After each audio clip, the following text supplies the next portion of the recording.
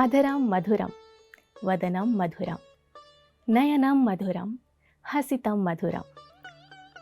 नमस्कार, मैं डिम्पिका आप सभी का स्वागत करती हूँ पीएमसी हिंदी के इस खास शो में। मधुराष्टकम एक ऐसी रचना जिसमें कृष्ण के बाल स्वरूप की मधुरता का वर्णन किया गया है। आज हम उन्हीं के रचयिता श्री वल्लभाचार्य जी के बारे में बात करेंगे। इस पूरी चर्चा में हमारे साथ मौजूद रहेंगी अध्यात्म के ज्ञाता और कृष्ण की भक्त मंजुला सक्सेना जी का। आइए स्वागत करते हैं मंजुला मैम का। मैम, बहुत बहुत स्वागत है आपका। नमस्कार, जय श्री कृष्ण। जय श्री कृष्णा मैम, जैसे कि हम वल्लभाचार्य जी के जन्म दिवस पर इस पूरी की पूरी वार्ता का शुभारंभ करने जा रहे हैं, तो मैं आपसे जानना चाहूँगी वल्लभाचार्य जी के बारे में। जो लोग वल्लभाचार्य जी को नहीं जानते हैं, उनके मार्गदर्शन के लिए। भगवान श्री कृष्ण के भक्त समय समय पर हमारे बीच आते रहते हैं, क्योंकि कृष्ण जी का प्रेम इतना अमोघ है, इतना विस्तृत है, इतना उदार है कि सामाजिक परिस्थितियाँ कितनी भी विकट हों, जटिल हों, विपरीत हों, लेकिन भगवान श्री कृष्ण अपने किसी न किसी अंश को अपने भक्तों के मार्गदर्शन के लिए, उनकी रक्षा के लिए, उनकी प्रेरणा के लिए हमारे बीच हमेशा भेजते रहे हैं। वल्लभाचार्य जी का जन्म एक अवतार के रूप में हुआ था। अप्रैल का महीना था, एकादशी की तिथि थी और कैलेंडर के हिसाब से 1479 वर्ष था। उस समय दिल्ली में लोधी डायनेस्टी का शासन था। अफ़गानिस्तानी लोगों ने 75 साल दिल्ली में शासन किया था और उनके बीच में भी और दूसरे जितने राजा थे उनमें आपस में लड़ाई झगड़े आक्रमण होते रहते थे। तो सामाजिक स्थिति बहुत विकट थी। हिंदू धर्म की जो स्थिति थी वो बहुत दबी हुई थी, क्योंकि अफ़गानिस्तानियों का दिल्ली में शासन था। ऐसे समय में दक्षिण भारत में एक दंपति थे, लक्ष्मण भट्ट और एलम्मा। ये ब्राह्मण कुल था और बहुत पवित्र था। वेदांग का अध्ययन करने वाले, कर्मकांड करने वाला परिवार था और इनको ये वरदान प्राप्त था कि जिस दिन आप 100 सोमयज्ञ पूरे कर लेंगे, उस दिन भगवान आपके वंश में जन्म लेंगे। तो कई पीढ़ियों से वो लोग सोमयज्ञ कर रहे थे। इनके माता पिता अंतिम दंपति थे जिन्होंने वो 100 यज्ञ पूरे कर लिए थे। तो ऐसा कहा जाता है कि यज्ञ पूरा करने के बाद ब्राह्मणों को भोज कराने के लिए वो लोग वाराणसी की यात्रा कर रहे थे। यहाँ पर थोड़ा सा मतभेद है। कुछ लोग ये मानते हैं कि वो दक्षिण भारत से जब वाराणसी के लिए आ रहे थे, वहीं पर बीच में उनकी पत्नी जो थी वो गर्भावस्था से थी और छत्तीसगढ़ में चंपारण में महाप्रभु का जन्म हुआ था। और कुछ लोग ये मानते हैं कि वो वाराणसी में रह रहे थे, ब्राह्मणों की सेवा कर रहे थे, अनुष्ठान कर रहे थे। इसी बीच में जौनपुर, जो वाराणसी का एडजॉइनिंग एरिया है, वहाँ पर दिल्ली के शासक लोग जो लोधी डायनेस्टी के थे वो अटैक करते रहते थे। तो उस डर से भयभीत होकर उन्होंने सोचा कि वापस हम दक्षिण भारत की ओर चलते हैं। तो वो लोग गुजर रहे थे। बहरहाल ये क्लियर है कि उनका जन्म चंपारण्य, यानी चंपा के जो पेड़ होते हैं उसका अरण्य, ऐसा जंगल, आप सोचिए कितना खूबसूरत रहा होगा। चंपा के महकते फूल आपने देखे होंगे रात में, कितने खुशबू के। वहाँ से ये दंपति, जो पवित्र दंपति थे, जो 100 सोमयज्ञ अपने वंश के पूरे कर चुके थे और जो वरदान प्राप्त कर चुके थे कि भगवान अवतरित होंगे इनके कुल में, वहाँ से जब ये गुजर रहे थे तब इनकी जो पत्नी थी उनको लेबर पेन हुआ। तो वहीं पर एक शमी के वृक्ष के नीचे उन्होंने एक शिशु को जन्म दिया। शमी के वृक्ष को भी मैं बता दूं, हमारे पुराणों में इस वृक्ष को बहुत पवित्र माना गया है, पीपल के वृक्ष की तरह। इसमें यह माना जाता है कि लक्ष्मी जी और शनि भगवान की ऊर्जा होती है और जितनी भटकती हुई आत्माएं आती हैं वो शमी के वृक्ष पर पा करके उनका मोक्ष हो जाता है और उनको एनर्जी मिल जाती है जिससे कि वो हायर डायमेंशन में जा सकती हैं। उस वृक्ष के नीचे इनका जन्म हुआ। लेकिन जब जन्म हुआ तो जैसे आमतौर पर होता है, बच्चे रोते हैं, हलचल करते हैं। इनके अंदर उस तरह का कोई चिन्ह माता पिता को दिखाई नहीं दिया। उन्हें लगा कि ये बच्चा जो है मृत पैदा हुआ है। तो बड़े दुखी मन से उन्होंने उनको वहाँ शमी के वृक्ष के नीचे रख दिया, पत्तों से ढक दिया और एक धर्मशाला में जाकर आराम करने लगे। तो ये कहा जाता है कि रात को जब वो सो रहे थे तो स्वप्न में भगवान कृष्ण ने इनके पिताजी को कहा कि मैं तो जन्म ले चुका हूँ, मैं मृत नहीं हूँ, मैं वहाँ पर हूँ। तो जब कृष्ण का संदेश मिल गया तो वो दोनों आए वहाँ पर। तो वहाँ पत्तों के नीचे जब देखा तो वो जागृत अवस्था में वो शिशु ने दिखा और उसके चारों ओर एक अग्नि जो थी वो घेरा करके जैसे उसकी जंगल में रक्षा कर रही थी। तो ये कहा जाता है कि वैश्वानर अग्नि के ही अवतार थे वल्लभाचार्य जी, और इनका नाम वल्लभ रखा और फिर वाराणसी में जाकर के इनका सारे संस्कार किए गए, इनको वेद वेदांग वगैरह इनको उसमें शिक्षा दीक्षा सब इनकी की गई। तो वल्लभाचार्य जी को वैश्वानर अग्नि का अवतार मानने का कारण ये है कि अग्नि ने उनकी भयानक जंगल में भी, आप सोचिए अकेला नवजात बच्चा कोई भी कुत्ता जानवर उठा के ले जा सकता है, क्या उसकी क्षमता होती है, लेकिन अग्निदेव उनकी रक्षा कर रहे थे। तो वो वैश्वानर अग्नि से सुरक्षित थे, संरक्षित थे और उन्हीं के अंश के रूप में अवतरित हुए थे। और एक बात और मैं कहना चाहूँगी, अगर आप भगवद गीता पढ़ेंगे अध्याय 15 में भगवान कृष्ण ने कहा है कि मैं वैश्वानर अग्नि, जो सबके उदर में एक अग्नि होती है जो हर प्रकार के आहार को, भोजन को पचाती है, यानी कि परमाणु को तोड़ करके ऊर्जा में, प्राण ऊर्जा में कन्वर्ट करती है, वो वैश्वानर अग्नि है। अगर वैश्वानर अग्नि सक्रिय ना हो तो हम लोगों का जीवन असंभव हो जाएगा। तो एक तरह से वो भगवान के ही अवतार हैं। जिस तरह से भगवान हम सब के अंदर रह कर के सारी क्रियाओं को संचालित करते हैं, उसी तरह से वल्लभाचार्य जी उस अंधेरे समय में, जबकि अफ़गानिस्तानी भारत में अपने ढंग से मनमाना कर रहे थे, हिंदू धर्म बहुत बुरी स्थिति में था, वहाँ पर ये अवतरित हुए हैं।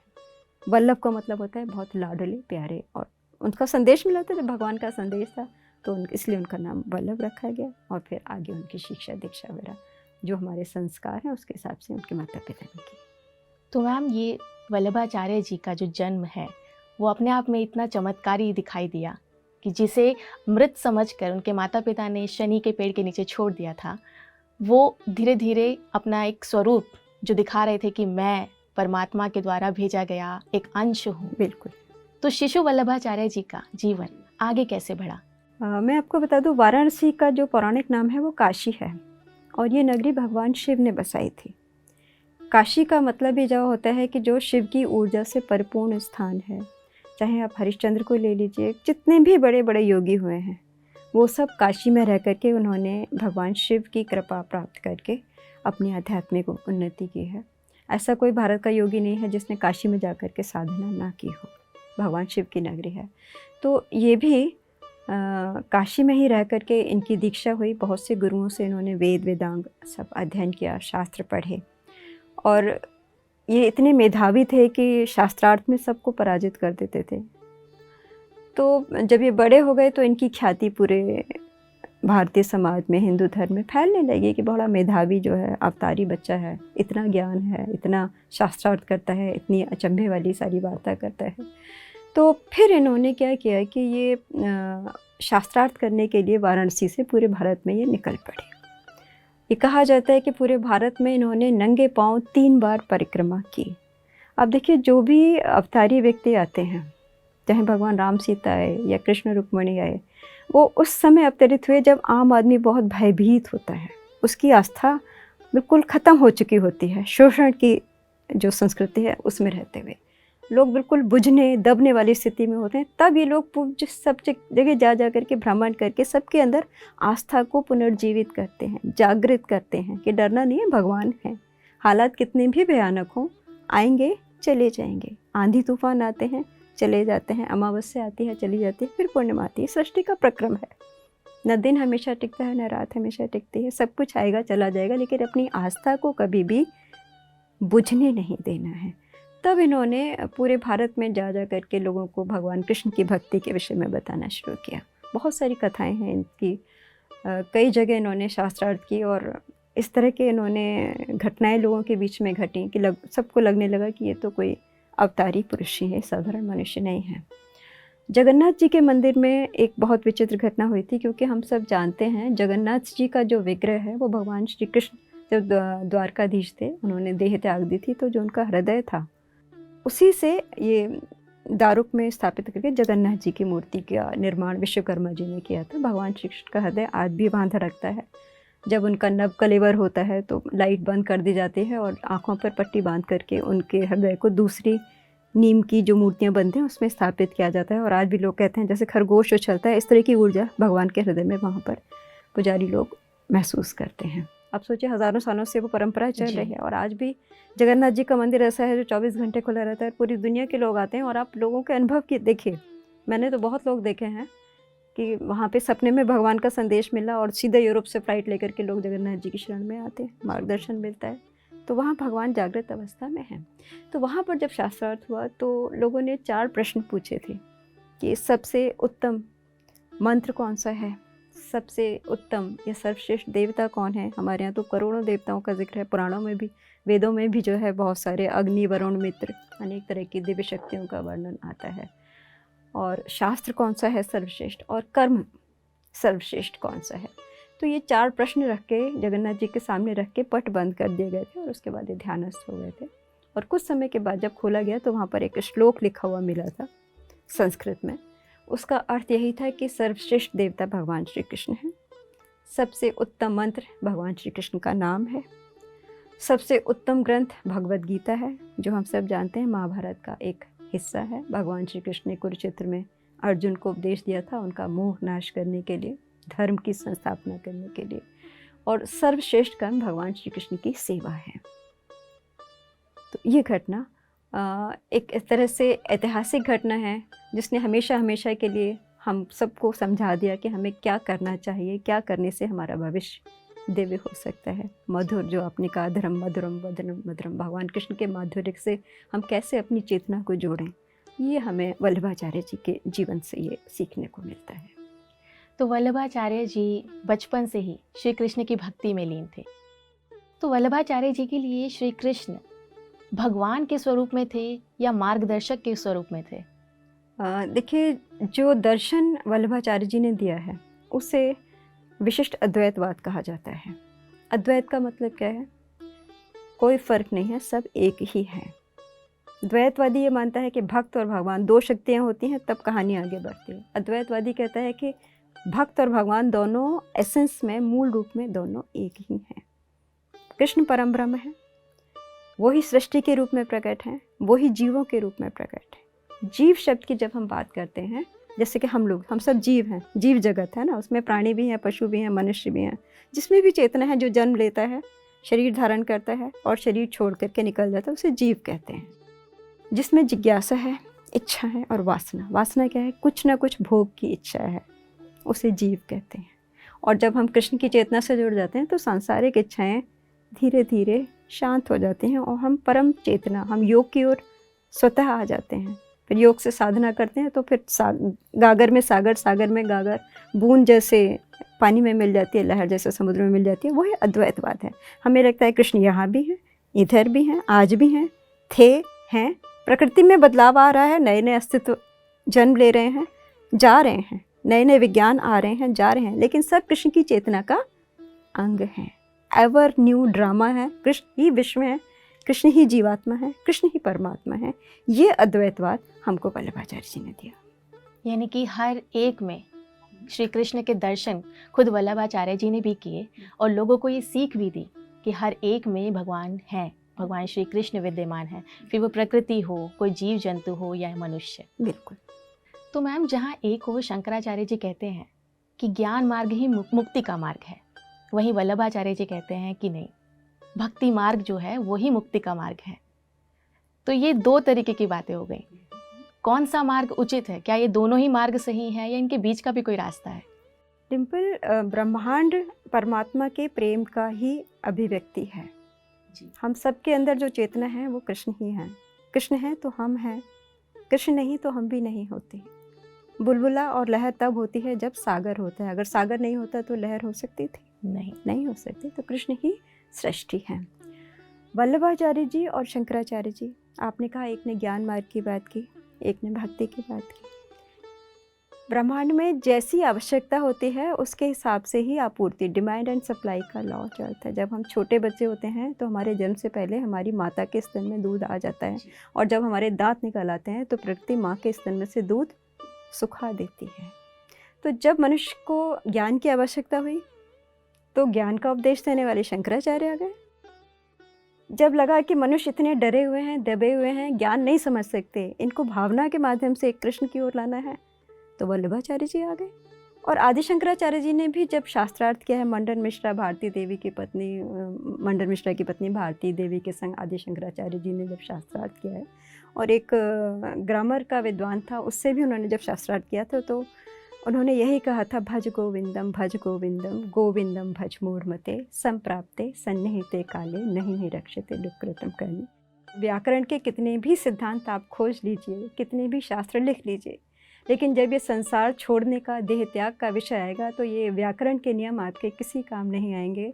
आप भगवान गोविंद का स्मरण कीजिए, क्योंकि वो ही सर्वशक्तिमान है और उन्हीं में वो क्षमता है कि किसी को राई को पर्वत और पर्वत को राई कर सकते हैं। वो स्वेच्छामय हैं। उनकी जो क्षमता और शक्ति है वो किसी देवी देवता किसी की नहीं। और उनका जो औदार्य है, अभी आपने कहा अधरम मधुरम वदनम मधुरम, कृष्ण में जो माधुर्य है, कृष्ण की हर लीला में एक शरारत है, वो सबको आकर्षित करती है। कृष्ण का व्यक्तित्व ऐसा है कि योगी और भोगी दोनों कृष्ण के पीछे चलना पसंद करते हैं। ज्ञान मार्ग पे चलना हर एक के बस की बात नहीं, लगता है वो तो पहाड़ है और मैं तो खाई में हूँ, दूरी का एहसास होता है। लेकिन प्रेम, कृष्ण के बचपन की शरारतें जो गोपियों के संग फोड़ते हैं, मक्खन फोड़ते हैं, चोरी करते हैं, झूठे कहानियाँ सुनाते हैं, शरारतें करते हैं, वो तो हर एक को आकर्षित करती है। हर घर में हिंदुस्तान में जो बच्चा पैदा होता है, बाल गोपाला प्यारे मुरारे मुरे नंद लाला, आज भी घर घर में राधा और कृष्ण क्यों हैं? क्योंकि राधा कृष्ण ने प्रेम की संस्कृति का प्रसार किया है। प्रेम के लिए आपको किताबें पढ़ने की ज़रूरत नहीं होती। क्यों? क्योंकि सारी सृष्टि कृष्ण के प्रेम की ही अभिव्यक्ति है। ये हमारे शास्त्र कहते हैं, पुराण कहते हैं कि कृष्ण योगेश्वर हैं। वो जब एकांत पसंद करते हैं तो ध्यान में, समाधि में मग्न रहते हैं, और जब उनकी शरारत करने की इच्छा होती है तो पहले राधा जी को प्रकट करते हैं। राधा जी गोपियों को प्रकट करते हैं, लक्ष्मी सरस्वती को करते हैं, कृष्ण शंकर और ब्रह्मा को जन्म देते हैं, और सारा खेल शुरू हो जाता है। तो सारी सृष्टि भगवान का मनोरंजन है। कृष्ण स्पोर्टी हैं, इसीलिए कृष्ण इतने आकर्षक हैं। वल्लभाचार्य जी ने कृष्ण के उसी रूप पर ध्यान दिया कि भक्ति करो, किताबें पढ़ने की ज़रूरत नहीं है। हालांकि उन्होंने पूरे भारत में जब 3 बार पदयात्रा की, परिक्रमाएं की, तो 84 बैठकें उन्होंने स्थापित की। 84 मेन उनके शिष्य थे, और वहाँ पर उन्होंने भागवत पुराण का अनुष्ठान किया। पंढरपुर में भी गए, वहाँ पर उनको कहा गया कि विवाह करो।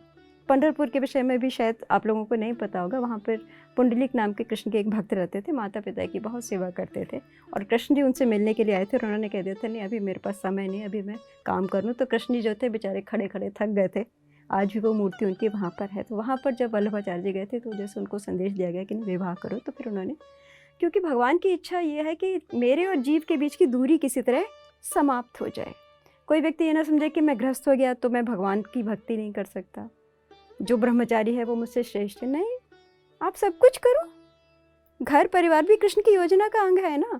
परिवार बसाओ, बच्चों को पालो, पैसे कमाओ, सब कुछ करो, लेकिन ये समझ लो कि ये सारा कृष्ण का खेल है, और कृष्ण मेरे अंदर में, कृष्ण सबकी जगह। और जब ये भावना आ जाएगी तो कोई किसी को धोखा नहीं देगा, कोई किसी का शोषण नहीं करेगा। जो भी हमारी समस्याएं हैं, कृष्ण की भावना आती है, वो समस्याएं उसी समय समाप्त हो जाती हैं। जैसे यहाँ पर लाइट है, अगर मैं अंधेरा है तो हम एक दूसरे को देख पाएंगे? नहीं। लाइट आ गई तो हम एक दूसरे को देख पा रहे हैं। तो कृष्ण की भावना आ गई तो जो अज्ञान है, अंधेरा है, डर है, एक दूसरे को धोखा देना है, किसी का शोषण करना है, वो विचार अपने आप गायब हो जाएंगे। क्योंकि मेरे को तो लग रहा है यहाँ तो सारे कृष्ण ही तो हैं ना। जब सभी भगवान के अंश हैं तो हम एक दूसरे के संग गलत कैसे कर सकते हैं? सारी समस्या समाप्त हो जाती है। मैम, ऐसा होता है कि कृष्ण भगवान में हम अपना ही स्वरूप देख रहे होते हैं। कृष्ण भगवान की शरारतें हो गई, यहाँ तक कि उनका बांसुरी बजाना, सर पे मोर पंख का रखना।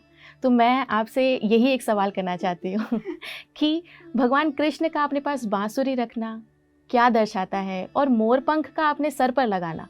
ये बहुत ही महत्वपूर्ण प्रश्न है, क्योंकि हम भी बच्चे थे तो हमें बहुत सारी कहानियाँ इस विषय में सुनाई जाती थी कि मोर जो है वो ब्रह्मचारी होता है, मोरनी उसके आंसुओं से गर्भ धारण करती है, इसलिए भगवान कृष्ण उसके पंख को अपने मस्तक पर धारण करते हैं। लेकिन ये सच्चाई बिल्कुल भी नहीं है। सच्चाई ये है कि मोर अनेकों मोरनियों के संग स्वच्छंद अपना यौन व्यवहार करता है, एंजॉय करता है, लेकिन किसी के संग परमानेंट बॉन्डिंग नहीं करता। मुक्त आत्मा है। कृष्ण भी मुक्त हैं।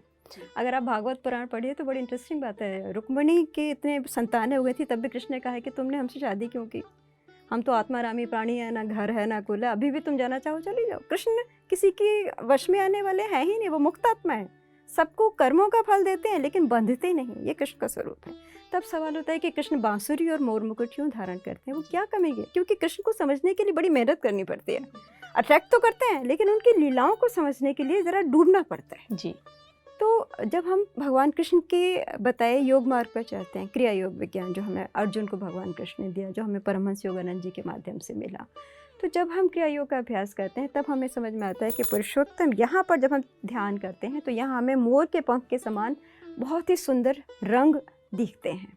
और ध्यान की गहराई में जब हम उतरते हैं तो हमारे जो 7 ऊर्जा केंद्र हैं, मूलाधार, स्वाधिष्ठान वगैरह, वहाँ पर एक बहुत सुंदर ध्वनि गूंजती है, वही कृष्ण की बांसुरी है। एक बार मैंने लिखा था ऐसे भाव में आके, कृष्ण ध्यान में, कृष्ण का ध्यान करते करते बड़े आनंद में, कि बांसुरी हूँ कृष्ण की, मुझको चुरा लो राधिके, माया मय के जाल से मुझको छुड़ा लो राधिके, मैं बहुत बाजी अधर पर, कृष्ण काले चोर के, नेह के पट में छुपा लो अब दुलारी राधिके। राधा जी से स्तुति की थी कि कृष्ण जी की माया तो सबको नचा रही है ना, माया में इतना आकर्षण है कि भगवान भूल जाते हैं। तो उस माया से मुक्त होना है तो हम राधा जी की शरण में जाते हैं जी। कि अब हम इनकी माया से मुक्त करके हमें आप अपनी शरण में लीजिए। और राधा क्या है, ध्यान में जो हमें सफ़ेद उज्जवल प्रकाश दिखता है वही राधा की शक्ति है।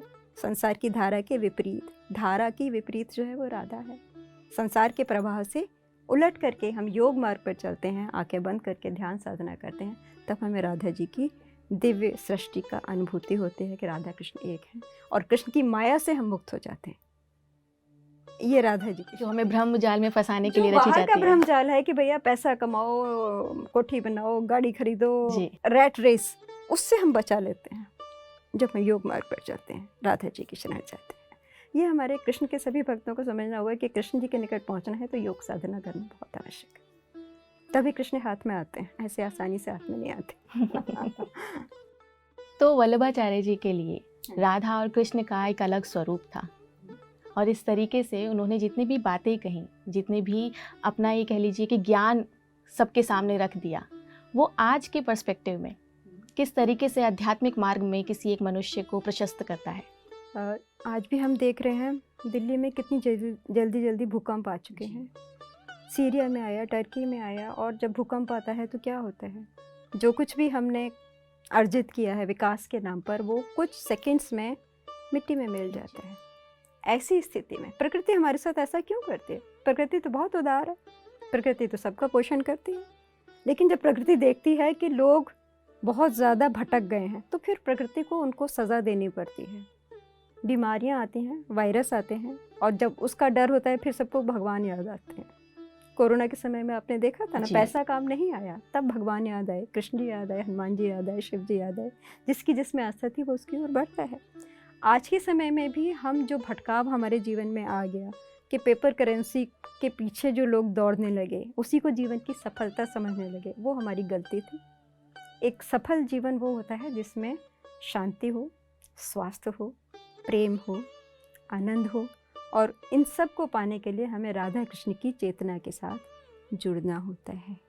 हमें समझना होता है कि सृष्टि के कण कण में निरंतर राधा कृष्ण का महारास गूंज रहा है। जब हम एकांत में ध्यान करते हैं, सांसों पर ध्यान करते हैं, तब हमें भगवान के महारास की अनुभूति होती है। और जब तक ये अनुभूति नहीं होगी, हमारे अंदर डर बना रहेगा। हम कितना भी पैसा कमा लें, छोटी छोटी बातों पर लोगों में लड़ाई झगड़े हो रहे हैं, एक्सीडेंट हो रहे हैं। पर और उसके बाद देखिए, सबसे बड़ी गलती है, हम लोग कहते हैं भगवान ने हमारे साथ ऐसा।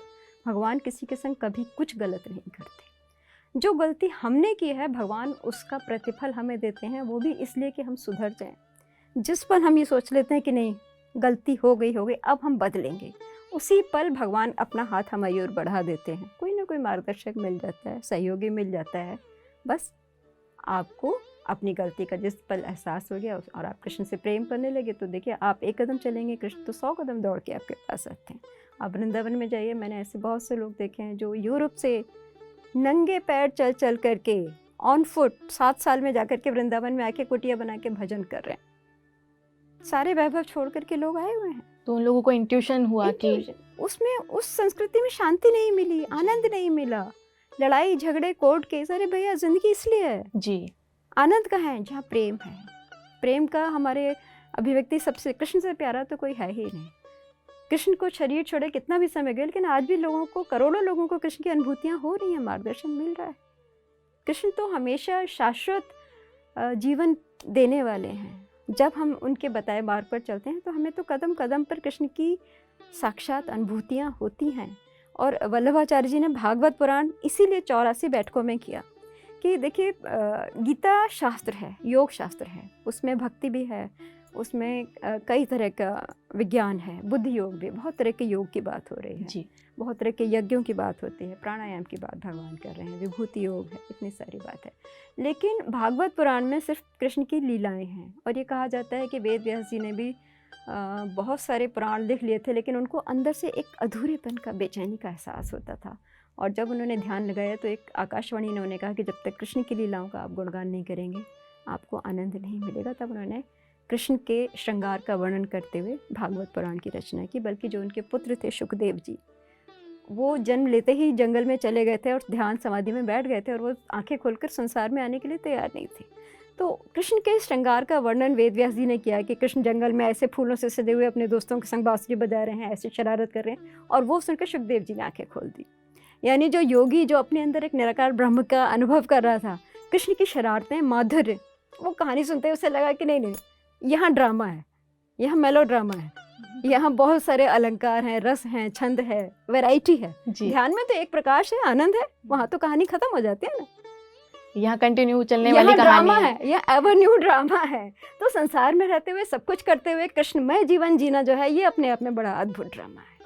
ये हमें वल्लभाचार्य जी ने समझाया। यानी कि संसार में रहते हुए, संसार की जिम्मेदारियों को निभाते हुए भक्ति करना, ये अपने आप में एक, देखिए भगवान ने दुनिया क्यों रची, मैं सोचती हूँ मोनोटोनी तोड़ने के लिए। भाई आप समाधि में बैठ गए, आप सो गए, तो फिर एक्टिविटी घर में, जब सब लोग सो जाते हैं रात को, तो घर में क्या शमशान लगता है ना। बिल्कुल, सब अपनी दूसरी दुनिया में घूम रहे होते हैं। सुबह उठते शरारत, कोई खाना बना रहा है, कोई खेल रहा है, कोई रेडियो सुन रहा है, कोई पढ़ रहा है, थोड़ी बहुत छेड़छाड़ हो रही है, कुछ हो रही है, लड़ाई झगड़ा, तरह तरह के सीन आते हैं ना। जब शिव जी ने जो हमारी सृष्टि रचना की है, तो उसमें रस, छंद कई तरह के है ना, कभी रौद्र रस है, कभी श्रृंगार रस है, शांत रस है, तो वैरायटी है। यही तो जीवन है जी। तो जीवन में सब कुछ कीजिए, लेकिन कृष्ण को भूलिए मत, कृष्ण से जुड़े रहिए। बस वल्लभाचार्य जी ने इसी को विशिष्ट अद्वैत कहा है कि वहाँ भी कृष्ण थे, यहाँ भी कृष्ण है, जीवन में भी कृष्ण है। यहाँ से जाएंगे, कृष्ण के पास से हैं, कृष्ण के बीच में रह रहे हैं, कृष्ण की गोदी में ही रह रहे हैं, और कृष्ण की गोदी में सो जाएंगे। खत्म, डर खत्म, लड़ाई खत्म, कन्फ्यूजन खत्म, कॉन्फ्लिक्ट्स खत्म, झगड़े खत्म, कोर्ट खत्म, सब कुछ खत्म। जब कृष्ण आ गए तो बस प्रेम और आनंद रह जाता है, और सेवा और शरारतें। कुछ लोग कहते हैं मैम कि जो भी संसार में हो रहा है, ये करने वाले श्री कृष्ण हैं, फिर क्यों कुछ काम अच्छे हैं तो कुछ काम बुरे, और बुरे कार्यों का जो कर्म है वो हमेशा मनुष्य को भुगतना पड़ता है, उसके लिए भगवान जिम्मेदार क्यों नहीं है? देखिए बात वही आती है कि ज्ञान और भक्ति दोनों एक ही चीज़ हैं। जब मुझे ये ज्ञान हो गया कि जो चेतना मेरे अंदर क्रियाशील है जी, मुझे बाहर की दुनिया में काम कर लिया, ठीक है, 10 घंटे मैंने बाहर की दुनिया में काम कर लिया, जो भी करना था, 2 घंटे में उस चेतना का दर्शन करूँ, तो मुझे लगेगा कि मैं और भगवान तो एक ही हैं। तो फिर मैं कोई गलत काम करूँगी नहीं। गलत क्या है? जब मेरे अंदर डर होता है, मुझे लगता है मुझे किसी से क्या लेना देना, मेरे पास 10 नौकर हो, मेरे पास खूब सारा पैसा हो, मैं धोखा दूँ, मैं एक्सप्लॉइट करूँ, मैं चीटिंग करूँ, मैं कुछ भी करूँ, बस मैं समेटूँ, ये अज्ञान है। लेकिन अगर मैंने सब कुछ संसार में करते हुए 1 घंटा 2 घंटा अपने ध्यान योग में लगा दिया, कृष्ण को अपनी आत्मा में देखना शुरू कर दिया, तो मेरे और कृष्ण की दूरी समाप्त हो गई, और फिर मैं कुछ गलत काम नहीं करूँगी। क्योंकि अगर जो मैंने अपराध किया है उसकी सज़ा किसको भुगतनी पड़ती है? बीमार कौन होता है? एक्सीडेंट कौन करता है? रोता कौन है? कृष्ण रोए हैं क्या? नहीं। हमको बचपन से बताया जाता था दुनिया किसने बनाई? कृष्ण ने। और मैं कृष्ण को देखती थी, ये तो कभी स्ट्रेस ही नहीं लेते हैं। इनके चेहरे पर तो हमने ना बुढ़ापा देखा, ना स्ट्रेस है, ना टेंशन है, और हम तो स्कूल की पढ़ाई को लेकर के परेशान हो रहे हैं, होमवर्क नहीं हुआ तो दुखी हो रहे हैं, नौकरी नहीं मिल रही तो रो रहे हैं। तो जब दुनिया बनाने वाला नहीं रो रहा तो हम क्यों रो रहे हैं? क्योंकि हमें उसकी चेतना का ज्ञान नहीं है। जिस दिन पता लग गया उस दिन मान अपमान, किसी ने लात मारी, जब स्वामी विवेकानंद ने कहा चाहे कोई आपको भगवान समझ के पूजे चाहे लात मारे, वो मारने वाला और जो मार खा रहा है दोनों एक ही हैं, तो लड़ाई झगड़ा खत्म, मार लो लात। मान अपमान का जो एहसास है उसका भेद मिट जाता है। वो गीता में 12वें अध्याय में कृष्ण ने यही कहा है। जब मैंने पढ़ा कि कृष्ण का फेवरेट कौन है, मेरा प्रिय कौन है, अर्जुन पूछते हैं ना आपका लाडला कौन है, तो तुल्य निंदा स्तुति मौनी संतुष्ट है, जो हर हाल में मस्त है, जिसमें दुनिया चाहे जूते मारे, चाहे बेइज्जती करे, चाहे उसकी पूजा करे, वो सबको सपना समझ के आउट कर देता है, वो खिलाड़ी बन जाता है। यानी कि हमें लोगों के नजरिए पे नहीं जाना, हमें भगवान के नजरिए पे आप जाना हो जाओगे खिलाड़ी। अरे भगवान तब को गंदी गंदी गालियाँ मिली थी, तो हमको गाली मिल गई तो उसमें दुश्मनी क्यों पालनी। वो जो गाली दे रहा है उससे भी प्यार कर लो, फिर हम गाली देने वाले से प्यार करना सीख जाते हैं कि वो हमारे धैर्य को बढ़ा रहा है हमारा एटीट्यूड चेंज हो जाता है, हमारी कैपेसिटी चेंज हो जाती है कृष्ण के संग जुड़ने के साथ। ये फ़र्क है। नहीं तो छोटी छोटी बात पर लोग कोर्ट में जाते हैं, पुलिस में जाते हैं, हम कहते हैं कह लो यार, कोई फ़र्क नहीं पड़ता, इधर से सुनेंगे उधर से सुना लें, कोई फ़र्क नहीं पड़ता। और बाद में जिसने बुरा किया उसको पेनल्टी लगेगी आपके सामने, और फिर वो भी सुधर जाएगा। तो कृष्ण की चेतना जब आप में आ गई, पुष्टि मार्ग पर जब आ गए, तो आपका शत्रु भी आपका मित्र बन जाएगा, आपका शत्रु भी आपका गुरु बन जाएगा। आपको लगेगा ये तो मेरे धैर्य की परीक्षा ले रहा है, मैं कितना कृष्ण जैसा उदार बन पाई, ये मेरी परीक्षा ले रहा है ना, तो मैं उसको भी धन्यवाद दूंगी। आप बार बार पुष्टि मार्ग बता रहे हैं और वल्लभाचार्य जी ने भी इस मार्ग को सही बताया है। मैं चाहूँगी कि आप हमारे दर्शकों को बताएं कि आखिर ये पुष्टि मार्ग है क्या। देखिए, संसार में दो स्थितियाँ होती हैं, शोषण और पोषण। अहंकारी व्यक्ति हमेशा शोषण करता है, वो कहेगा जो मैं कहूँ करो, नहीं तो घर से बाहर निकाल दे जाओगे। पोषण कहता है बेटा जैसा मेरा घर है वैसा तेरा भी घर, तू भी शरारत कर, मैं भी शरारत करूँ, एंजॉय करते हैं। पुष्टि मार्ग क्या है? वही कृष्ण के प्रति अपनी आस्था, अपनी भक्ति, अपनी चेतना को मजबूत करना, पुष्ट करना। और वल्लभाचार्य जी ने जब बहुत सारी पुस्तकें लिखी हैं, सिद्धांत लिखे हैं, तो उन्होंने बड़े 3 तरह के सांसारिक प्राणी बताए हैं। कुछ तो जो संसार के प्रवाह में हैं, प्रवाह में जैसे कि जो रैट रेस का हिस्सा हैं, जिनको सिर्फ ये कहना है कि किसने देखा कल आज मरे, और किसने देखा कि मरने के बाद क्या होगा, तो बस खाओ पियो, मुर्गा खाओ, शराब पियो, कहीं से भी पैसा लाओ, जेब बेईमानी करो, कुछ भी करो। मुझे तो पड़ोसी से बड़ा मकान बनाना है, पड़ोसी से बड़ी गाड़ी खरीदनी है, कम्पीट कर रहे हैं आपस में, फैमिली में रिलेटिव में, वो रैट रेस, वो उस प्रवाह में वाले जीव होते हैं। दूसरे जीव होते हैं जो मर्यादा पर चलते हैं, मर्यादा में, जो वेदांग को थोड़ा पढ़ते हैं कि भाई ये पाप है, ये पुण्य है, उस दृष्टि से सोचते हैं कि नहीं पाप नहीं करना, अच्छे काम करने हैं, दान करने हैं, शास्त्रों का अध्ययन करना है, वेदों के मार्ग पर चलने वाले होते हैं। और तीसरे होते हैं पुष्टि जीव, जो पक्का हो चुके हैं कि हमें कोई हिला नहीं सकता, हम कृष्ण के संग एक हो चुके हैं, चाहे हम जेल में हो, चाहे हम जिंदा हो, चाहे हम अस्पताल में हो, मैं और कृष्ण तो एक है। हर स्थिति में कृष्ण पुष्ट हो चुके हैं जी। उन्हें संसार के उतार चढ़ाव का, जीवन का, मरने का, हार का, जीत का, दोस्त का, दुश्मन का कोई असर नहीं पड़ता। जैसे एक बड़ी अच्छा उदाहरण दिया जाता है कि कुम्हार बर्तन बनाता है, तो जो गीली मिट्टी का जो पात्र है उसमें अगर आप पानी डालेंगे तो क्या होगा? घड़ा टूट जाएगा, मिट्टी में घुल जाएगा, बह जाएगा। वो एक साधारण जीव है, सांसारिक जिसे जीव कहते हैं, या प्रवाह में बहने वाले जीव हैं। एक होता है जो बन गया कच्ची मिट्टी का, उसके बाद उसको धूप में रखा और आग में पक गया। अब उस मटके में आप कितना भी पानी डालो, वो गर्म पानी को थोड़ी देर में क्या कर देगा? ठंडा कर देगा और प्यास बुझा सकेगा। वो पुष्टि मार्ग है। एक कच्ची मिट्टी है, एक तपस्या से पक चुकी पक्की मिट्टी है। वो कृष्ण का असली भक्त है, जिसकी कितनी भी परीक्षाएं हो, जिसकी श्रद्धा कभी विचलित ना हो, नहीं होती। यानी कि सही गलत का जिसको फर्क समझ में आ जाए और सही की तरफ वो अग्रसर हो जाए, उसको ये समझ में आ गया कि ये तो कृष्ण की माया है जी। जो जन्म है वो आज नहीं, कल नहीं, परसों नहीं, जाएगा, मैं भी जाऊंगा, मेरा बच्चा भी जाएगा, मेरा पति भी जाएगा, सब नहीं जाना है, तो उसके लिए रोना क्यों? और जाने के बाद भी देखिए, मैं कहती हूँ अगर वो अच्छे लोगों में जा रहे हैं तो मुझे तो उसको सेलिब्रेट करना चाहिए ना, मुझे तो कहना चाहिए बाय बाय, बेस्ट विशेज़, यहाँ से अच्छे लोग में जा रहे हो, जो भी मेरे नियर एंड डियर वंस हैं, तो मौत का डर खत्म हो गया। क्योंकि अगर आपने जीवन में अच्छे काम किए हैं, साधना की है, पुण्य कमाया है, तो पक्की बात है कि आप यहाँ से बेहतर लोक में जाएंगे, और कृष्ण की भक्ति की है तो कृष्ण आएंगे लेने।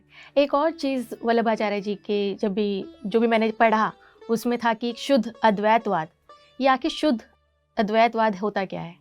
देखिए, द्वैत मैंने कहा वही है कि लोग कहते हैं कि भक्ति और भगवान दो अलग चीज़ हैं जी, और दोनों एक दूसरे पर डिपेंड करते हैं। भगवान भक्त को खोजता है, भक्त भगवान को खोजता है। रूमी जो हुए हैं बहुत बड़े सूफी संत, उन्होंने भी कहा है कि सिर्फ प्यासा ही पानी को नहीं खोजता, पानी भी प्यासे को खोजता है। तो वो एक प्राकृतिक सच्चाई है। अमावस्या और पूनम, जन्म है तो मरण है। प्रकृति ने व्यवस्था ऐसी की है कि हर एक का विपरीत शक्ति उपस्थित है। आप दोनों को अलग अलग करके देखना चाहें, आपकी इच्छा, आप चाहें दोनों को मिला करके एक देख लीजिए कि दोनों के बिना सृष्टि नहीं चल सकती। मेल फीमेल, दिन रात, अकेला कोई कुछ नहीं कर सकता। तो जैसे कि एक बीज है, देखिए कृष्ण को हम सृष्टि का बीज कहते हैं। मैंने एक पर लिखा था कि हे सृष्टि बीज, हे सृष्टि रूप, तुम ही छाया हो, तुम ही धूप। क्यों?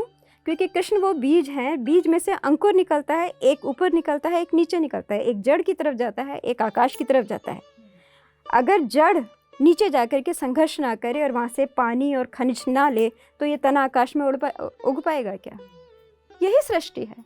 कृष्ण बीज हैं जिसमें से दो दिशाएं निकल रही हैं, दोनों की अपनी अपनी अहमियत है, दोनों की भूमिका है। कृष्ण यहाँ भी है, कृष्ण वहाँ भी है। ये अद्वैत कहता है कि इधर भी कृष्ण है, क्योंकि अगर जड़ नहीं होगी तो तना नहीं होगा, और तने को काटते रहेंगे तो जड़ भी एक दिन जो है वो निष्क्रिय हो जाएगी कि फ़ायदा क्या मेरी मेहनत करने का, जब ग्रोथ करने में जो कोई आगे नहीं बढ़ने दे रहा तो वो भी मर जाएगी एक दिन दुखी होकर के। आपको बहुत अच्छी बात बता दूं, जगदीश चंद्र बसु जी ने जो वायरलेस कोहेरेंस पर बहुत रिसर्च की थी, तो उन्होंने प्रूफ कर दिया था कि मेटल्स तक में क्लोरोफॉर्म का और केमिकल्स का डर है, जीवन सब में है। जब नेगेटिव चीज़ मिलती है, पॉइजन मिलता है, तो जो धातु है उसके अंदर जो पार्टिकल्स हैं वो भी घबराते हैं, उनमें छटपटाहट होती है। और जब संगीत मिलता है, कुछ अच्छा मिलता है, तो उनके अंदर भी आनंद होता है। आप समझ रहे हैं? हमारे जीवन में भी विपरीत और अनुकूल और विपरीत प्रतिकूल परिस्थितियाँ सबके आती हैं। आप पढ़ेंगे तो एग्ज़ाम तो देना पड़ेगा ना। आपने पढ़ाई की और उसके बाद कह दें जी मैं एग्ज़ाम नहीं दूंगा, तो आपको डिग्री सर्टिफिकेट मिल जाएगा क्या? तो ज़िंदगी सबका इम्तहान लेती है। आप अपनी यात्रा को सही रखिए, माइंड योर जर्नी, कि मैं कहाँ हूँ, मुझे क्या करना है, मुझे क्या नहीं करना। विशिष्ट अद्वैत की जब मैं कहती हूँ, ये प्योर सेल्फिश आध्यात्मिक व्यक्ति, मैं अपने आप को शुद्ध रूप से सेल्फिश व्यक्ति मानती हूँ। आई माइंड माई वर्क, मैं कुछ ऐसा ना करूँ जिससे मेरा भविष्य बिगड़े। दुनिया में जो कर रहे हैं, समय आने पर जब उसको उसका फल भुगतना पड़ेगा तब उसको रियलाइजेशन होगा। हो सकता है वो रियलाइजेशन 100 साल बाद हो, 1000 साल बाद हो, वो उसकी यात्रा है। आप अपने को सही रखिए, कृष्ण से जुड़े रहिए।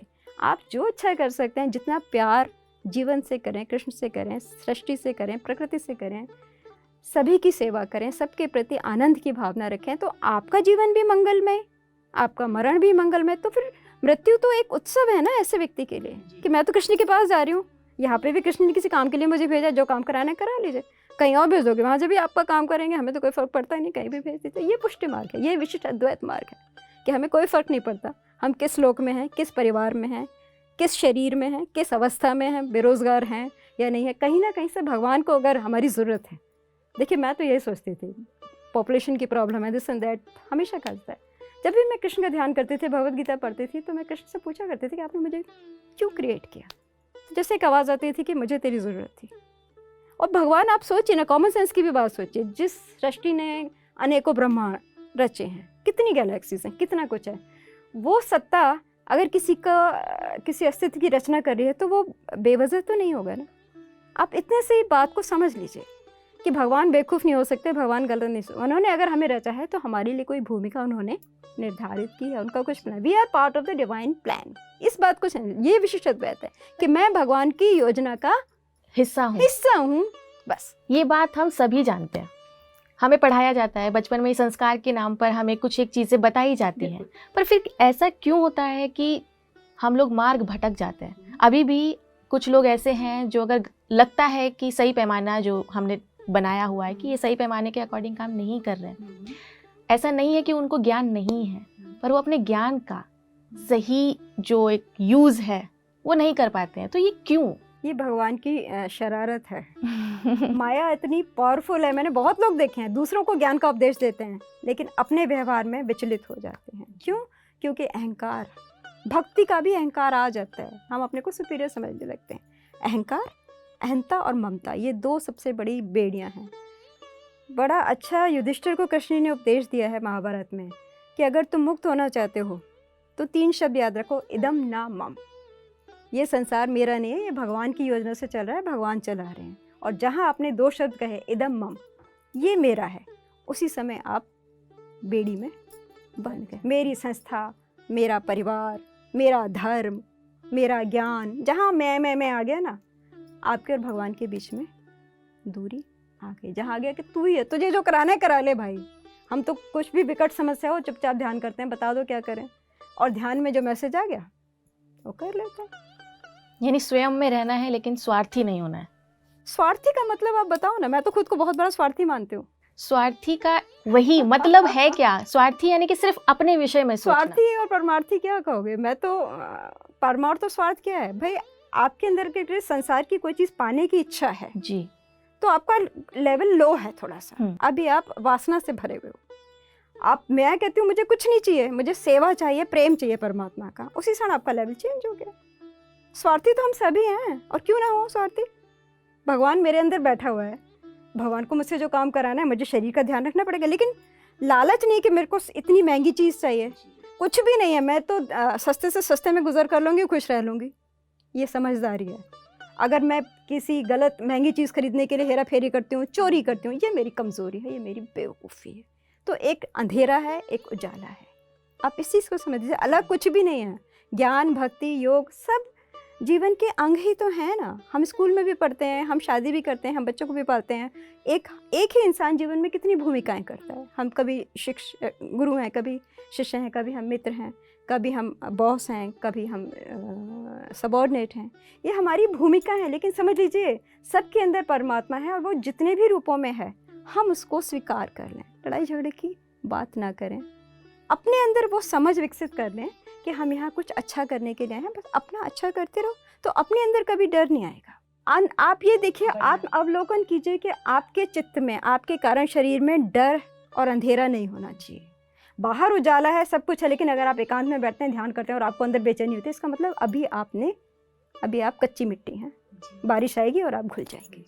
पक्की मिट्टी क्या है कि सारी दुनिया एक तरफ, हर स्थिति में हम मस्त हैं। ये हमें अपने अंदर देखना है कि हमारी ज्ञान भक्ति कितनी पुष्ट हुई या नहीं हुई। ये पुष्टि मार्ग है, यही विशिष्ट अद्वैत मार्ग है।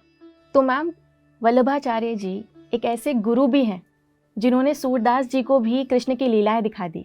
एक नेत्रहीन व्यक्ति को कृष्ण के बारे में इतना अच्छा स्वरूप सिर्फ बताना कि वो खुद इमेजिन कर पा रहे हैं। देखिए, यही तो पुष्टि मार्ग की खूबसूरती है। उस समय की सामाजिक परिस्थितियाँ बहुत विपरीत थीं। अफगानिस्तानियों का शासन था, लोग डरे हुए थे, दबे हुए थे, अपने धर्म में आस्थाएँ भी नहीं थीं।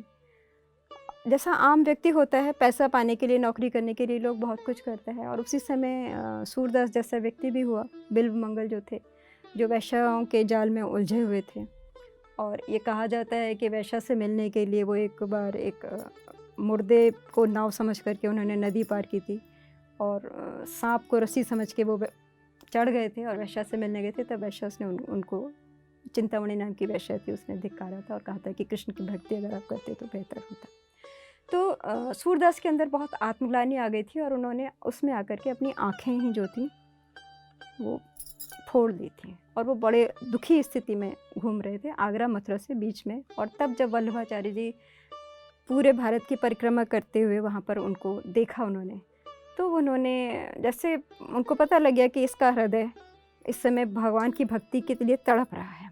क्योंकि रूमी ने भी ये बात कही है कि wound is from where the light enters. भगवान हमें कब याद आते हैं? जब हम बहुत छटपटाहट हमारे अंदर होती है। जैसे द्रौपदी का भी हम जिक्र करते हैं कि द्रौपदी का जब चीरहरण हो रहा था, तो वो उम्मीद लगाती रही कि भीष्म पितामह कुछ करेंगे, द्रोणाचार्य कुछ करेंगे, 5 देवताओं के बेटे मेरे पति हैं, ये लोग मेरे सपोर्ट में खड़े होंगे। लेकिन देखा कि सब सिर झुकाए बैठे, धर्म के नाम पर सब कायर बन के बैठे हैं, किसी में हिम्मत नहीं है कि उस अत्याचार का कोई विरोध कर सके। आमतौर पर लोग धर्म के नाम पर कायर ही बन जाते हैं। तब उसने कृष्ण जी को जो पुकारा है, तो कृष्ण जी ने अदृश्य रह करके उनकी लज्जा रखी, है ना। तो जब इंसान संसार से ठोकर खाता है, अपमानित होता है, जिसमें उसका बहुत प्रेम होता है, वहाँ से चोट लगती है, वही पल होता है जब हम ईश्वर की चेतना से बड़ी जल्दी से जुड़ जाते हैं। तो सूरदास जी उसी स्थिति में थे, बिलख रहे थे, अपने जीवन पर पश्चाताप कर रहे थे, और उस समय वल्लभाचार्य जी ने कृष्ण का स्मरण करते हुए उनके सिर पर हाथ रखा और उनको अपने अंदर कृष्ण का रूप दी किया। और उसके बाद उन्होंने एक सूर सागर, कृष्ण की बाल लीलाओं का जो वर्णन किया है, वो आज तक सूरदास के भजन जो भी पढ़ता है वो कृष्ण के संग जुड़ जाता है। कृष्ण की शरारतें, मैया मोरी मैं नहीं माखन खायो, मेरो मन अनत कहाँ सुख पावे, जैसे उड़े जहाज को पंछी पुण्य जहाज पे आवे। संसार सागर है, वहाँ पर एक छोटी सी जहाज पर एक पक्षी है, वो सागर में उड़ता है, कितनी भी उड़ान भरे बैठेगा कहाँ? पानी में तो पक्षी नहीं बैठ सकता ना। और सागर में क्या है? सागर में व्हेल मछलियाँ भी हैं, कोई भी खा सकती है पक्षी को। जीवन की क्या सुरक्षा है? कोई सुरक्षा नहीं है। तो वो पंछी जो है मन का लौट करके फिर जहाज पे। तो कृष्ण की भक्ति वो जहाज है जो संसार सागर में हमें संसार के सारे ओहापोह से हमें रेस्क्यू कर लेता है। तो आज भी हम सूरदास के जब भजन सुनते हैं तो हमें लगता है कि कृष्ण हमारे हृदय में अटखेलियाँ कर रहे हैं, स्पंदित हो रहे हैं, कृष्ण का बाल रूप, शरारतें, वो सब हमारे अंदर आ जाता है। तो कृष्ण का जो शाश्वत प्रेम है, शाश्वत लीला है, हम एकदम से उसके साथ जुड़ जाते हैं। महाप्रभु ने 1531 में शरीर त्यागा था काशी में, और ये कहते हैं कि हनुमान घाट पर उन्होंने जब पूरी पृथ्वी पर, भारत पर जा करके भागवत पुराण और भगवत गीता की प्रतिस्थापना कर दी, लोगों को बता दिया कि कृष्ण के प्रति समर्पित होकर के इस प्रकार से कृष्ण से जुड़ना है। वहाँ उनकी 84 बैठकें हैं, आज भी हैं वहाँ पर। उनके वंशज आज भी जो हैं भागवत धर्म आगे बढ़ा रहे हैं। और आप देख लीजिए, आज भी कृष्ण की कथाओं में हमारे यहाँ कितनी भीड़ आती है। कृष्ण जितने लोकप्रिय हैं उतना लोकप्रिय राम नहीं हो पाते हैं, शिव जी नहीं हो पाते हैं। क्यों? कृष्ण ने जो लीलाएं की और जो सूरदास के माध्यम से वल्लभाचार्य जी ने प्रकाशित की, अगर सूरदास नहीं होते तो कृष्ण मुझे नहीं लगता इतने लोकप्रिय हो सकते थे सिर्फ भागवत या भगवत गीता के आधार पर। सूरदास ने जो कृष्ण की शरारतें की हैं, गाय चराने जा रहे हैं, मैया मोरी मैं तो माखन नहीं खाया, गोपियों के संग शरारतें कर रहे हैं, गोपियाँ आकर के माँ के संग शिकायत कर रही हैं, वो पीछे छुप जाते हैं। जो भी उनके व्यक्तित्व का माधुर्य है, अधरम मधुरम वदनम मधुरम, कृष्ण का जो माधुर्य पक्ष है वो वल्लभाचार्य जी ने हमारे सामने अभिव्यक्त किया है, प्रकट किया है।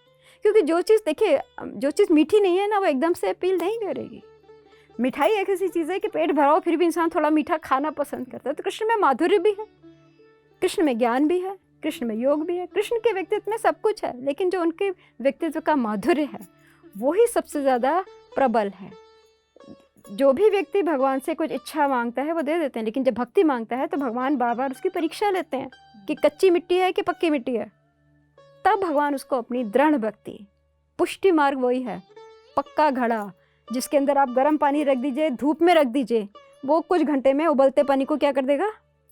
ठंडा कर देगा, पीने योग्य बना देगा। वो पुष्टि मार्ग कितना भी बाहर आपके उहापोह हो, समस्याएं हैं, बीमारी है, लड़ाई झगड़े हैं, आप कृष्ण की चेतना से जुड़ गए, सब जगह रूपांतरण आ जाता है। आपका अपना जीवन रूपांतरित हो जाएगा, आपकी तरंगें आपके आसपास के माहौल को बदल देंगे। एक बात आपको उदाहरण देना चाहती हूँ, महेश योगी जो थे, जिन्होंने योग को बहुत बढ़ाया, उनके एक अमेरिकन शिष्य हैं जॉन हैगलिन, आप पता कर सकते हैं। उन्होंने वाशिंगटन डीसी में ग्रुप मेडिटेशन कराया था और वहाँ पर क्राइम रेट अमेरिका में एकदम से ड्रॉप कर गया। आपकी वाइब्रेशंस दूसरों की जो वाइब्रेशन है उनको भी अफेक्ट करती हैं। जो जेसी बोस ने कहा कि वायरलेस कोहेरेंस है, हम सब तरंगों के माध्यम से एक दूसरे से जुड़े हैं ना। जीवन के अनंत रूप हैं, लेकिन हम सब सूक्ष्म रूप से एक हैं। आप किसी भी व्यक्ति का आफ्टर डेथ एक्सपीरियंस सुनेंगे तो लाइट दिखी, साउंड, लाइट एंड साउंड वही रियलिटी है। बॉडी से बाहर निकलने के बाद हम क्या रह जाते हैं? Light and some invisible sounds. तो जो हमारा दर्शन है, जो शास्त्र, वो यही कहता है जैसे एक सूर्य है, आप यहाँ पर जाल बिछा दीजिए, 3 तरह के जाल, तो सूर्य की परछाई आपको अलग अलग दिखेगी ना, प्रकाश तो एक ही है। ऐसे ही सारे अस्तित्वों में ईश्वर एक ही है। प्रकृति, किसी में सतोगुण की प्रधानता है, किसी में रजोगुण की, किसी में तमोगुण की, किसी का प्राणमय कोश ज़्यादा विकसित है, किसी का मनोमय कोश विकसित है। पेड़ पौधों के अंदर प्राण शक्ति हमसे ज़्यादा होती है, हमारा मनोमय कोश ज़्यादा विकसित है, हमारा प्राणमय कोश कम विकसित है। उसके अनुसार अस्तित्व अनंत हैं, लेकिन चेतना सबके अंदर एक ही है। वही कृष्ण है, वही पुष्टि मार्ग है, वही विशिष्ट अद्वैत है। तो मैम, आज मनुष्य इस ज्ञान की प्राप्ति के लिए जगह जगह भटक रहा है, जबकि वल्लभाचार्य जी ने राधा और कृष्ण का एक अलग स्वरूप देखा। हम राधा कृष्ण को अलग अलग जगहों पर खोज रहे हैं। किस तरीके से हम अपनी कोशिशें आगे बढ़ाएं कि हम भी वल्लभाचार्य जी की तरह राधा कृष्ण का स्वरूप देख पाएं? डिम्पल, मैंने आपको शुरू में ही कहा था कि ब्रह्मांड में मांग और पूर्ति का नियम चलता है। जब हम बच्चे होते हैं तब हमारी ज़रूरतें कुछ और होती हैं, तब प्रकृति हमें माँ की गोद दे देती है। जब हम बड़े होते हैं तो हमें टीचर, स्टूडेंट्स, स्कूल मिल जाता है, और बड़े होते हैं तो हस्बैंड वाइफ, बच्चे मिल जाते हैं, और माता पिता चले जाते हैं। तो नीड बेस्ड है सब कुछ। जब हमारी साधना, चेतना सिर्फ भावमय है तो हमें सिर्फ भजन करने में आनंद होता है, लेकिन जब हमारी बुद्धि विकसित हो गई तो हम लेबोरेटरी में जाकर के एक्सपेरिमेंट करना पसंद करते हैं, तब हम ज्ञान मार्ग की ओर आते हैं। कृष्ण और राधा से जुड़ने के लिए बहुत सारे मंदिर हैं, आप जाके देखिए, मंदिरों में लोग कीर्तन करते हैं और आप बात करेंगे, लोगों को अनुभव भी होते हैं। तो भगवान कृष्ण की जब कृपा होती है तो सबको अपने सारे पाप, पुण्य, गलतियाँ, अचीवमेंट सब ध्यान में सब दिख जाता है। तो जैसी जिसकी अवस्था है चेतना की, उसके अनुसार सब अपने अपने मार्ग पर चलते हैं। कोई मंदिर में भगवान की उपासना करता है, कोई शास्त्रों को पढ़ के करता है। अब हम लोग जैसे हैं, हम लोग ध्यानी हैं, हम लोग क्रिया योग के माध्यम से चलते हैं, तो हम जानते हैं कि हमारी भ्रकुटी में हम ध्यान करते हैं, वहाँ से कृष्ण के लोक की यात्रा शुरू करते हैं और फिर सहस्त्रार में जाते हैं, क्योंकि वहीं पर ब्रह्मरंध्र है, वहीं पर राधा देवी का लोक है, वहीं ब्रह्मा विष्णु महेश की शक्तियाँ हैं। और जब सहस्त्रार से हम शरीर को त्यागेंगे तब हम गोलोक में प्रवेश करने के अधिकारी हो जाते हैं, क्योंकि एक जीवात्मा को लाखों साल इस लोक में लगते हैं, 10 लाख साल बताया गया है। लेकिन जब हम योग मार्ग पर आ जाते हैं या पिरामिड ध्यान के माध्यम से ध्यान करने लगते हैं तो वो चीज़ें स्पीड अप हो जाती हैं। जैसे कि 100 साल पहले हमारे पास एंड्रॉयड फ़ोन नहीं था, तो हम लोग कितना समय लगता था हर काम में। आज वो सालों का काम हम सेकंड्स में कर पा रहे हैं, वो टेक्नोलॉजी आ गई। तो जिन लोगों को जैसा ज्ञान प्राप्त है वो उसके अनुसार ही प्रयास करता है, उसके हिसाब से ही अनुसंधान करता है। जो नहीं समझते हैं वो इतना तो समझ सकते हैं कि सारी सृष्टि कृष्णमय है, कृष्ण को सिर्फ मूर्ति और मंदिर में ना देखें। मैं ये आप सभी से अनुरोध करूंगी, क्योंकि भगवान शिव ने माता पार्वती को ये बात बिल्कुल कही है कि इस तीर्थ से उस तीर्थ में तामसी अज्ञानी लोग भटकते हैं, आत्म तीर्थ को जाने बिना किसी को भी मोक्ष की प्राप्ति नहीं होती है। भगवान श्री कृष्ण और राधा हम सबकी आत्मा है, हमारे अंदर हैं। उनका ध्यान करें, चाहे पिरामिड में बैठ के करें, चाहे खुले आसमान के नीचे करें, पूर्णिमा में करें, सूरज की ओर ध्यान केंद्रित करके करें या चंद्रमा की ओर केंद्रित करें, लेकिन भगवान की चेतना को अपनी अंतरात्मा में ही देखें, क्योंकि वही मोक्ष का मार्ग है, वही शाश्वत शांति का मार्ग है, वही शाश्वत समृद्धि का मार्ग है, वही शाश्वत निर्भयता का मार्ग है। बाहर भटकना समझदारी नहीं है। क्यों? क्योंकि प्रकृति में लगातार परिवर्तन आ रहे हैं। कोई भी मूर्ति, मंदिर, गुरु हमेशा आपके साथ नहीं रह सकता, वो बदलाव होता रहेगा। लेकिन आपकी आत्मा चेतन है, आप हमेशा रहे थे, आप हैं, आप रहेंगे। स्वामी विवेकानंद ने जो कहा है कि ग्रंथ और मूर्ति में खोज तुम्हारी व्यर्थ। Even before the time had its birth, I was there, I am there and I shall be. मैं और कृष्ण एक हैं, हम थे, हम हैं, हम रहेंगे। बस हम लुका छिपी का गेम चल रहा है कि हम नाम और रूप बदलते रहते हैं, बट थे तो एक ही। लहर और सागर की तरह हम एक थे, हम एक हैं। यही भगवान श्री कृष्ण और राधा के संग शाश्वत रास है, शाश्वत शांति है, शाश्वत आनंद है, जिसको अनुभव करना आज के समय में बहुत आसान है। हम सबको करना चाहिए। तो मैम वल्लभाचार्य जी ने 84 अलग अलग जगहों पर जाकर भागवत पुराण का एक तरीके से प्रखान किया है, बातचीत की है। हमारे इतने सारे पुराण हैं, तो ये भागवत पुराण ही क्यों? मैंने कहा था कि वेद व्यास जी को अंदर बेचैनी थी और तब उनको ये आकाशवाणी ने कहा था कि कृष्ण की लीलाओं का वर्णन कीजिए, और उन्होंने भागवत पुराण की रचना की थी। भागवत कृष्ण की सिर्फ प्रेममयी लीलाएं नहीं, उसमें ज्ञान भी है। चतुश्लोकी भागवत आप पढ़ेंगे, भागवत के शुरू में ब्रह्मा जी को भगवान ने बताया है कि जब सृष्टि नहीं थी तो जो था वो मैं हूँ, जो सृष्टि है वो भी मैं हूँ, और जब कुछ नहीं रहता, प्रलय हो जाती तो बचा रहता है वो भी मैं हूँ, और सृष्टि भी मैं हूँ। जैसे कि 5 तत्व हैं, पृथ्वी, जल, अग्नि, वायु, आकाश, वो सभी जीवों के अंदर भी हैं, बाहर भी हैं। ऐसे ही मैं सब जीवों के अंदर हूँ, लेकिन मेरा आत्मा किसी के अंदर नहीं है। ये बात गीता में भी कृष्ण ने कही। भागवत की खूबसूरती ये है कि वहाँ पर उन गोपियों का वर्णन आता है जिनके संग भगवान श्री कृष्ण ने रासलीला की थी यमुना के तट पर। ये गोपियाँ वो थीं जिन्होंने बहुत तपस्या साधना की थी, और जब भगवान राम को सीता जी के लिए आंसू बहाते हुए देखा था तो एक इच्छा जाग गई थी कि हम भी भगवान की प्रेमिका बने, भगवान के संग एक इमोशनल बॉन्डिंग एक्सपीरियंस करें। तो जब भगवान विष्णु ने कृष्ण का अवतार लिया तो वही गोपियों के रूप में आए, और कृष्ण जी ने उन सबको रास का परम आनंद दिया था। भागवत पुराण में ये भी जिक्र आता है कि जब भगवान श्री कृष्ण द्वारकाधीश थे तो कुरुक्षेत्र में सूर्य ग्रहण के अवसर पर सब लोग इकट्ठे हुए थे। ब्रह्म सरोवर है, आप जाइए, आज भी है, बहुत बड़ा सरोवर है। कहते हैं ब्रह्मा जी ने वहाँ से सृष्टि की रचना का प्रारूप तैयार किया था। तो वहाँ पर पांडव भी आए थे, द्रौपदी भी आई थी, कृष्ण की रानियाँ भी आई थी, और मथुरा वृंदावन के जो हैं ये सब भी ग्वाल बाल आए थे, और उनके बीच में बातचीत है, बहुत अच्छे से भागवत पुराण में बताया गया है। तब श्री कृष्ण ने गोपियों को आलिंगन किया है, प्रेम किया है, और उनको ये ज्ञान का उपदेश दिया है कि मुझे अपने हृदय में समझ करके मेरा ध्यान करो, और समय आने पर जब शरीर छूटेगा तो आप सब मेरे लोक में आ जाओगे। तो ये भागवत की खूबसूरती है कि नाचना गाना शरारतें अपनी तरफ, लेकिन अल्टीमेटली क्या है, मैं तुम्हारे हृदय में निवास करता हूँ, मुझे अपने हृदय में जगह दे दो और आंखें बंद करके मेरे संग रास रचो। ये कृष्ण का रास है, कोई भी रचा सकता है। तो जब आप जाएंगे तो कृष्ण आपको अपने संग हाथ पकड़ के ले जाएंगे अपने लोक में। आप शाश्वत आनंद, शाश्वत माधुर्य, शाश्वत रास का अंग बन जाएंगे। तो मैम आप भी कृष्ण भक्त हैं, आपने भी कृष्ण भक्ति से काफ़ी सारा ज्ञान अर्जित किया है। जो लोग अभी भी इस ज्ञान से अछूते हैं और चाहते हैं कि अपने आप को ज्ञान से परिपूर्ण करके इस सृष्टि में अपना एक अस्तित्व कायम करें, उन तक ये ज्ञान कैसे पहुंचेगा? हाँ डिम्पल, मैंने भगवान श्री कृष्ण के विषय में एक पुस्तक लिखी थी जो 2011 में इंटरनेशनल बुक फेयर में रिलीज़ हुई थी, Shri Krishna the supreme man, ये अंग्रेज़ी में है। इस किताब को मैंने एक ब्लॉग के रूप में इंटरनेट पर डाल दिया है, Shri Krishna the supreme man .blogspot.com। उसमें भगवान श्री कृष्ण अपने लोक से क्यों आए थे, क्या कारण था, क्या किया उन्होंने, सारी लीलाएं उनकी और अपने व्यक्तिगत अनुभव भी मैंने विस्तार से उसमें लिखे हैं, जिसको पढ़ के सबको समझ में आ जाएगा कि कृष्ण से जुड़ना बहुत आसान है। और ये एक इतना मीठा बंधन है कि एक बार बंध गया तो बाकी आपकी हथकड़ी बेड़ियाँ अपने आप खुल जाती हैं। कृष्ण से जुड़ गए तो फिर सब खत्म, बस कृष्ण रह जाएंगे और आनंद रह जाएगा, माधुर्य रह जाएगा। जब कोरोना का समय था तब भी मुझे कुछ समय मिला, तो जो सिद्ध योगी क्रिया योगी हुए हैं स्वामी प्रणवानंद जी, जो 2 शरीर धारण करके काम करते थे, बचपन में परमहंस योगानंद जी के पिताजी ने उनको भेजा था तो उनसे मिले थे। उन्होंने भगवद गीता की एक विशेष व्याख्या की है, वो मुझे कहीं से कुछ साल पहले मिल गई थी। उसका भी मैंने एक ब्लॉग बना दिया है, क्रिया योगी की गीता .blogspot.com, ये हिंदी में है।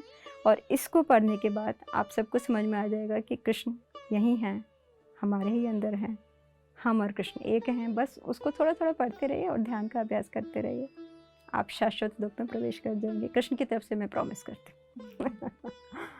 कृष्ण सर्वत्र हैं, मुझ में भी हैं, आप में भी हैं। आज वल्लभाचार्य जी के जन्म दिवस पर हमने इस ज्ञान को जाना। उम्मीद करती हूँ कि आप इस ज्ञान को अपने जीवन में अमल करेंगे।